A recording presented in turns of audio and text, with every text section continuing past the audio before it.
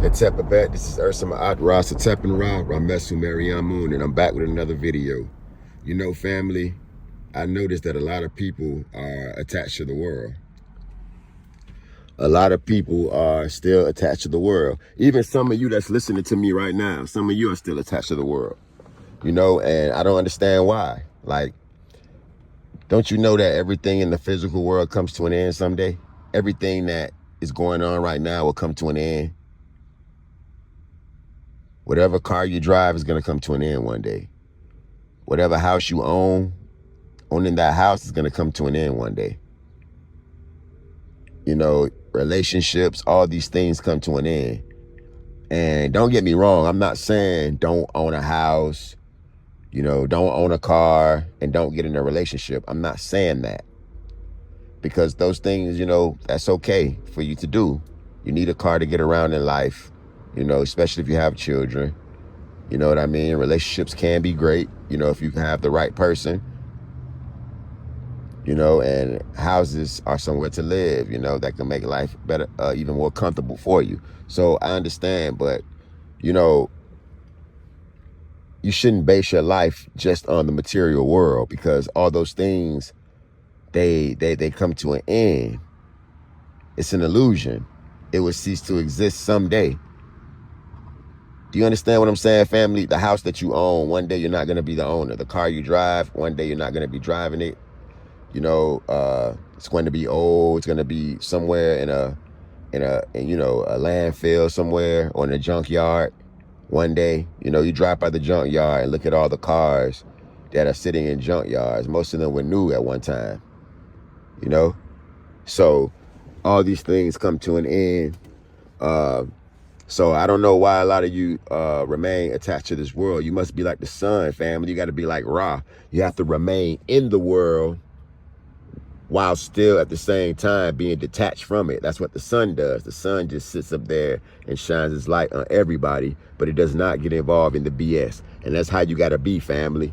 You got to be just like that, you know, because being attached to this world is not going to bring you anything but pain and suffering, because all worldly things come to an end. Relationships, you know, even good relationships. Okay. If you have a bad relationship, it's going to come to an end because the girl's going to leave you or the guy's going to leave you.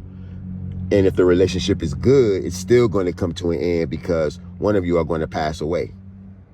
So everything in the physical world ceases to exist someday. It's all temporal. It's temporary, family.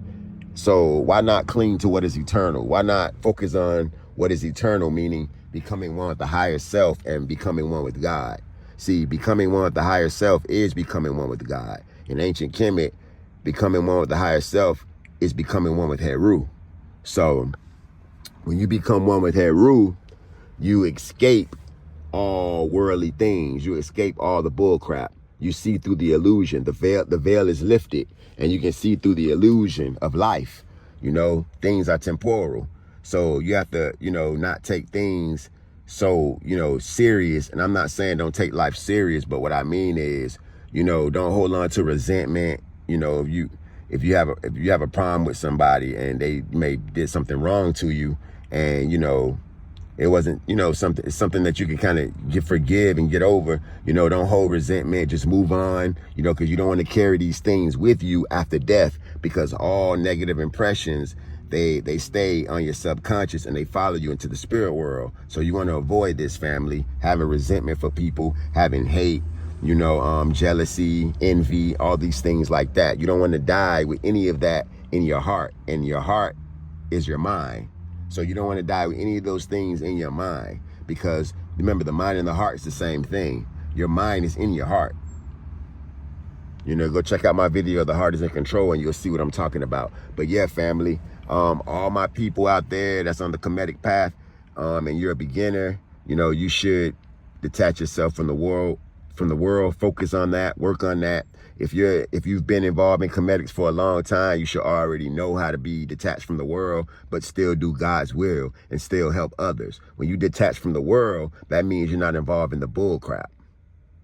You're still functioning in the world. You still help children. You still help those in need. You know, you do things for yourself. You make sure you take care of yourself as well. But you're out here doing God's will. You're out here doing selfless service.